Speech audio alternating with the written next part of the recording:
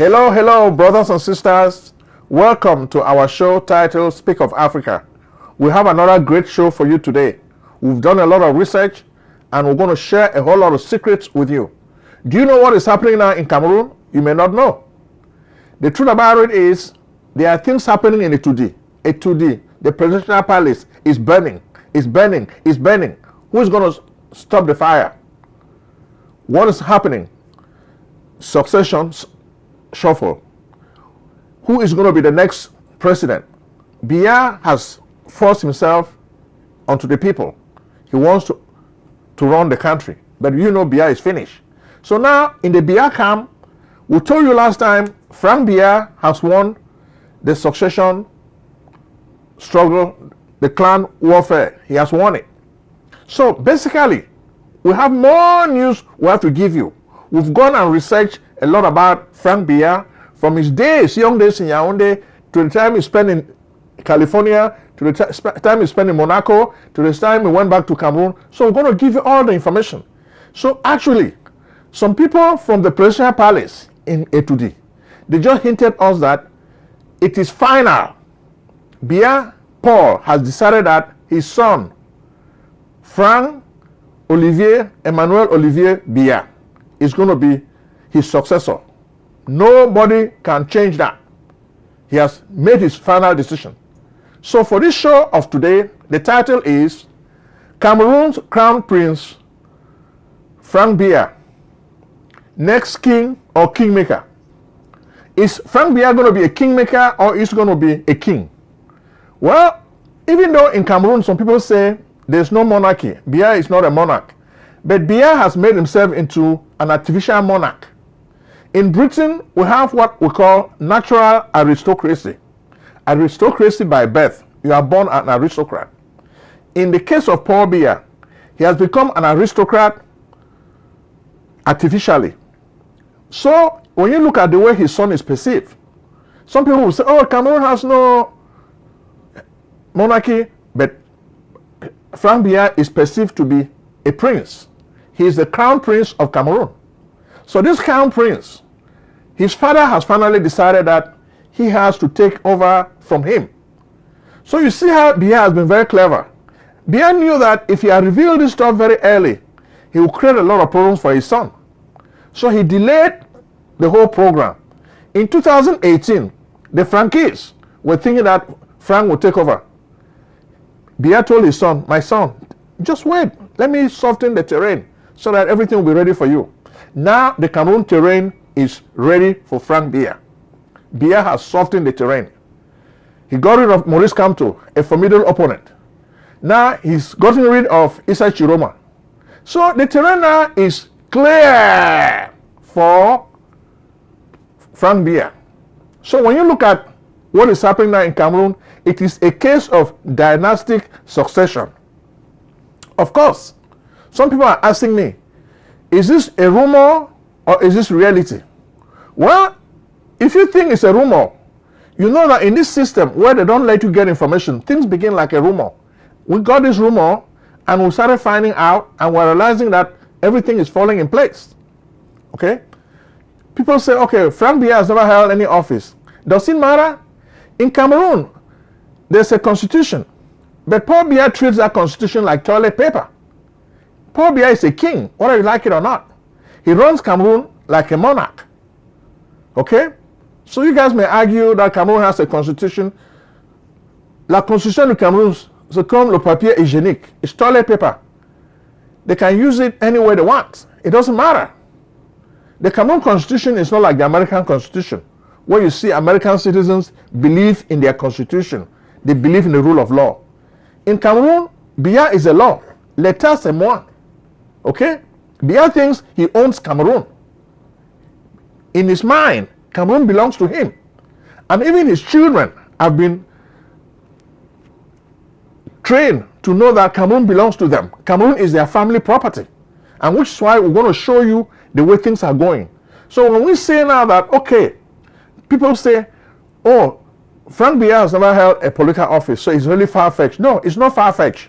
So we're going to look at economic factors, political factors, and social factors to show you why it really makes sense that Franck Biya is the crown prince who would be king. At worst, he will be a kingmaker.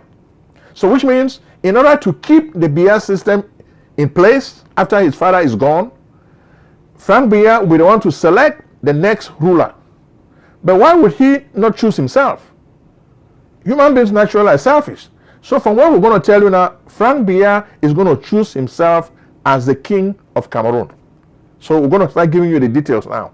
We have a whole lot of details. If you thought dynastic succession cannot happen in Cameroon, well, it has happened so many places in Africa, and we're going to share this with you later. But first, Cameroon. Why is it going to happen in Cameroon? Well, look at the way Paul Biya has been preparing Franck Biya. First, economically, Paul Biya has helped his son to become very wealthy in Cameroon. Franck Biya is probably the wealthiest person in Cameroon. We've done the research. We've checked a lot of sources. Franck Biya has more money than any other person in Cameroon. The only person in Cameroon richer than Franck Biya is Paul Biya. Now, Franck Biya has so much. We've looked at his net worth. His net worth is over 200 million. We've checked all of this. He owns a lot of properties. He owns a lot of companies. So how are you going to stand for election with this guy and win in Cameroon? In Cameroon, he has more money than God. Who else can spend 100 million on a campaign in Cameroon? Nobody. But Franck Biya can spend 100 million to campaign and win for president. So just know that to run for office, it takes a lot of cash. And Franck Biya has the cash. There's no other person in Cameroon who has cash like Franck Biya. And his father can also give him more money. And you're going to ask me, how did Franck Biya get so much money? Well, Franck Biya started as a student. He came to the United States. He studied political science and economics in the University of Southern California, UCLA. Then after that, he got into jobs with BEAC. Then he started doing business. So he has a circle of influence. He has a few key people who make his business run. So he is low-key, but he's doing a lot of things in the background. Christian Mataga, that's one name. You can Google it. You see basically, these are all people who grew up with Franck Biya. They are the ones really running his business empire. Franck Biya presides over a business empire like an overseer. And this is what most Cameroonians don't know, and we're sharing this with you. Christian Mataga, Ghislain Ngewo, and of course, you have his other friend, Serge Akunu. Serge Akunu, this used to be the son of Gervais Mendoze. They fell out after Biya imprisoned his father. But this guy is like an octopus. He has so many companies. Then, of course, he uses state money. Then he buys influence. He gets contracts. So, which contract does Franck Biya want in Cameroon that he cannot get? He gets all the contracts. And that's what makes it possible for him to buy his way. Politically, RDPC, he is favored. And Biya wants him to take over leadership of that party. So it's a done deal. Socially, he lives like a prince, a real prince. He has the money and he conducts his daily affairs like a prince. Everybody treats him like a real prince, like a prince of England. That's how Franck Biya is in Cameroon. So he has so much money so that he has all the prerogatives that natural aristocracy enjoy in Britain and other parts of Europe. So he has all of this. So when you look at Franck Biya, he has it all. People may say, oh, okay, he doesn't have any ambition. He is more like Prince Hal. You have to look at William Shakespeare with Shakespeare the Fourth and Shakespeare the Fifth. Prince Hal, who was waiting to become king. When people are waiting to become king, they have to be sly, they have to be intelligent. So they bid for time. And that's what Franck Biya is doing. He's bidding for time. Immediately his father covers his eyes, he's going to take over. So that's what you need to know. We've done a lot of research. and we can show you all the images. Franck Biya is le dauphin, okay? So le dauphin de Paul Biya. So if you think this is far-fetched, we're telling you that this is what is happening in other African countries. Look at Chad. What happened in Chad? Idris Deby Itno was killed in battle. What happened? Emmanuel Macron came to Chad to install Mahatma Deby Itno as the president of Chad. And this is common in Francophone Africa. So why should it be strange? Cameroon is the property of France. So it's going to happen in Cameroon, whether you like it or not. So you can grumble. If you want to do something about it, I'm telling you now, do something about it before it's too late. What about Congo DRC? It happened also in Congo DRC. Joseph Kabila was a non-entity. His father, Laurent Désiré Kabila, was handpicked by Paul Kagame to become president. He's been fighting Mobutu for a long time. A lot of people came. Che Guevara came to Congo and was disappointed when he met with Laurent Kabila. He said, this guy is not a revolutionary. It will not work. He left. But Paul Kagame now exploited the resources in Congo to make Laurent Kabila president. When Laurent Kabila started flexing his muscles, Paul Kagame arranged for him to be killed. And they killed him, and Joseph Kabila took over. After Joseph Kabila took over, he started towing the line. He was working hand in hand, hand in glove with Paul Kagame. So this is the third example of dynastic succession in Africa. The father gives power to the son. So it has happened. This is a third example we're giving you. Congo DRC, that's it right there. What about Congo Republic? What they used to call Congo Brazzaville. Denis Sassou Nguesso is also planning to retire, then allow his son Denis Christel to take over. Everything is in the works. If you look at the French journals, Jeune Afrique, RFI, they are talking about this. People are talking in private, even in Congo Brazzaville. They are talking about it. Denis Sassou Nguesso is a warlord. What are you going to do to him? He has the army. He has the money to buy arms. So if you are ready to fight, fight. But for now, he wants his son to take over. Next year, Congo Brazzaville will be organizing elections. But those elections are a foregone conclusion. They are a charade. They are just made for show. He's going to win again. Then he will decide now to just hand over power to his son.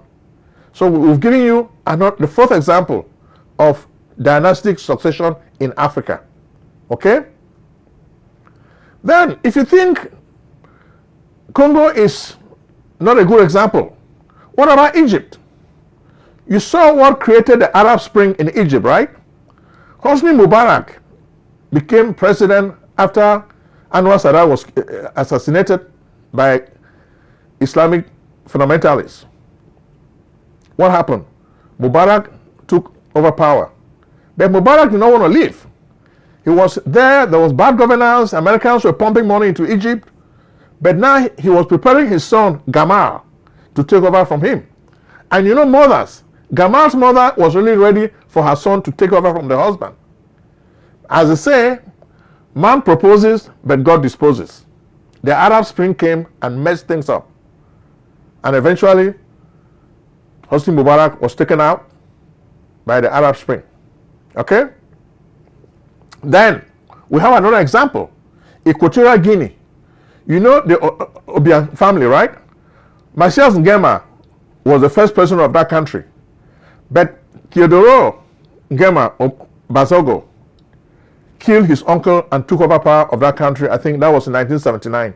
He has been president up to today. He's the longest ruling non-monarch in the world. Now his son, Teodoro, a playboy, a smoker of hemps, is the vice president of the country. So this is another example of succession from father to son. It's in plain sight. This country has a lot of oil. Initially, America wanted to leave Equatorial Guinea.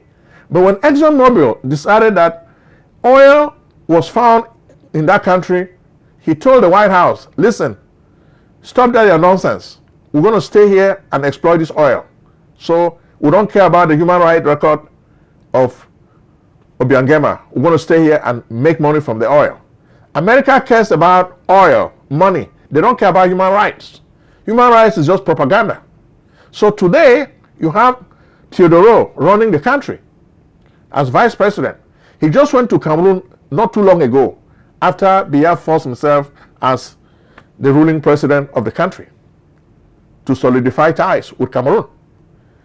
That guy is a playboy. He has dated all the pretty girls in the world, including even Eve, the rapper.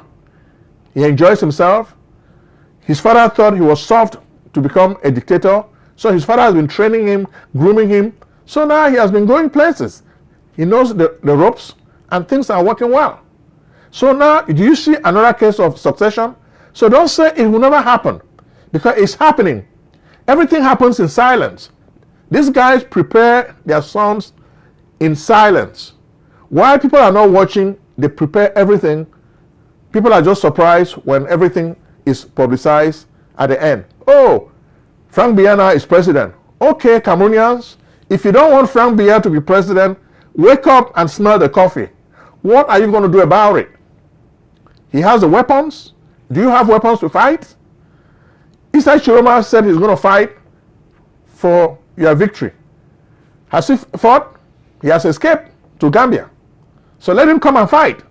Because right now, you need weapons to fight Paul Biya. The Ambazonians learned the lesson the hard way. They bought weapons and they have been fighting. And they have had a good measure of success. The Francophones are Francophones. They cannot even host any ghost town. They are afraid. When Biya sends those soldiers to the street, they kill a few people, everybody runs away. So they are cowards. They are not like Ambazonians who are like Spartans who would want to fight and die. Okay? So Equatorial Guinea is not the only example of dynastic succession in Africa. The list goes on, and I'll keep giving you more information. Gabon. What about Gabon? Gabon is just next to Cameroon, okay? You know the location of Gabon, right? Gabon was a country that was a French colony, just like Cameroon. We said it was going to happen. People complain and complain. Eventually, Omar Bongo decided to quit. First, he made his son the Minister of Defense. After Ali Bongo became Minister of Defense, he got control of the country's apparatus, and it was easier for him to defeat Mr. Ping in the elections, because the election was just a charade. Ali Bongo had all the money, he had all the infrastructure that could prop him up in the election. So anybody running elections with him is just wasting his time. Ali Bongo won. Then after that, he kept faking one election after another, organizing fake elections. Finally, his own nephew or cousin, Brice Clotaire Oligui Nguema, came and took him out. But Brice Clotaire Nguema was in charge of the president to be able to take this guy out. That's how it happened. So do you now see what is happening? So dynastic succession is a topic that most people don't want to talk about it. We're talking about it because we want to share this information with you, the public. In Cameroon, nobody wants to talk about dynastic succession. But we're telling you it is happening. Okay? It is happening. Paul Biya is preparing. A lot of people who wanted to be Biya's dauphin, Biya pushed them by the wayside at the last minute. Look at Atangana Mebara, Mebengo. All these guys thought they were going to replace Biya. What happened? Biya knew that they would not replace him. He knew that only his son would replace him. So he was just choosing the right moment to get rid of all these people. And even now, he decided to fake the election that he has won. So now is the time that he will finally put Franck Biya in power. But already know that Franck Biya is running the country. His father is aged, senile, and weak. So most of the time, he makes the daily decisions. unknown to Cameroonians. That's what is happening. Isn't that sad? It is sad. But what are you going to do about it? France and all these countries give him weapons so he can fight. He has the money. You don't. So what are you going to do? Will you remain a slave or will you fight for your freedom? That's your choice. What we're doing here is to bring you information. Next, we'll take you to Nigeria.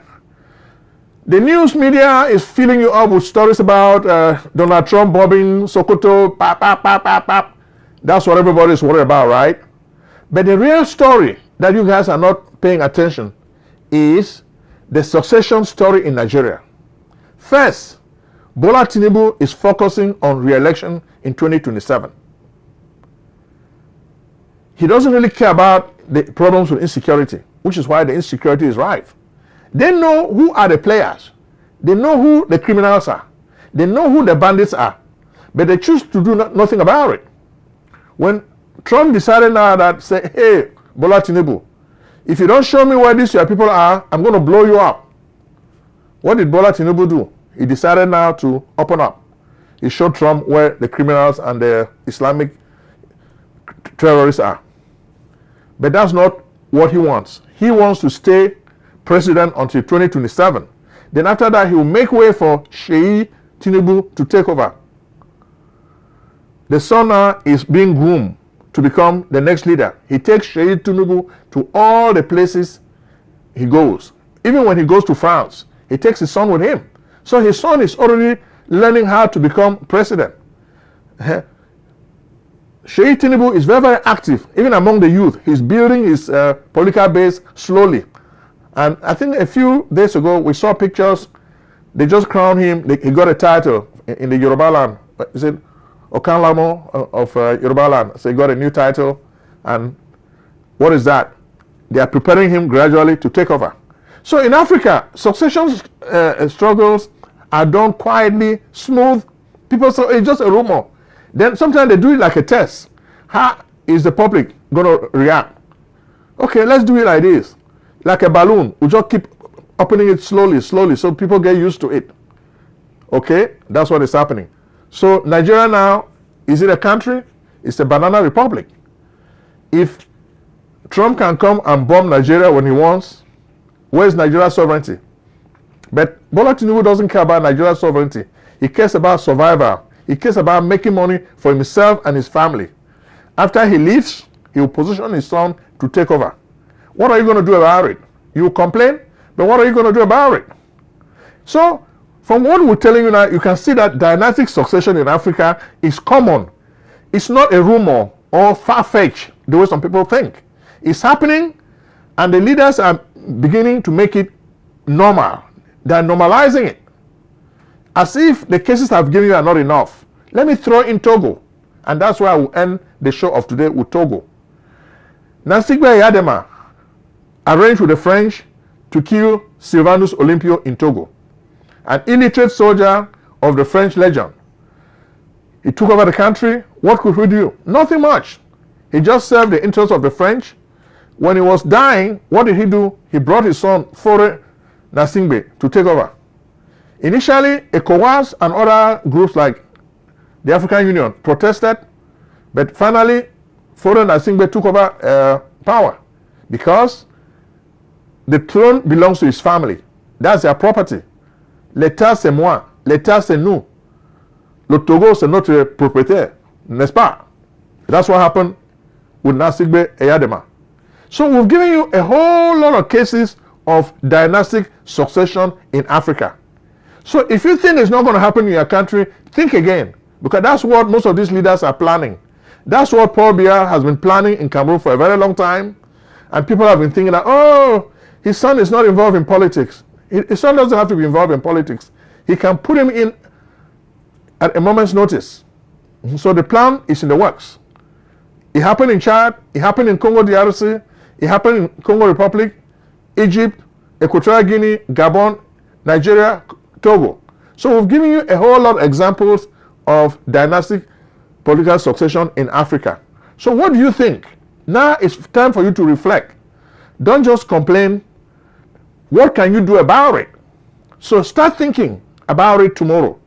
Don't just sit and worry about it. What can you do to stop this train? Because it's like a train that is moving.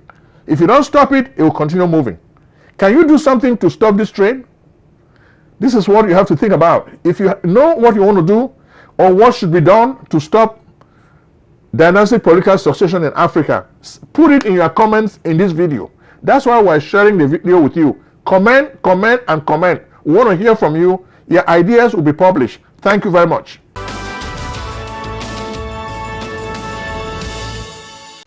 Selling a service or a product? Need buyers? Use the African Nation TV as a channel to reach many viewers.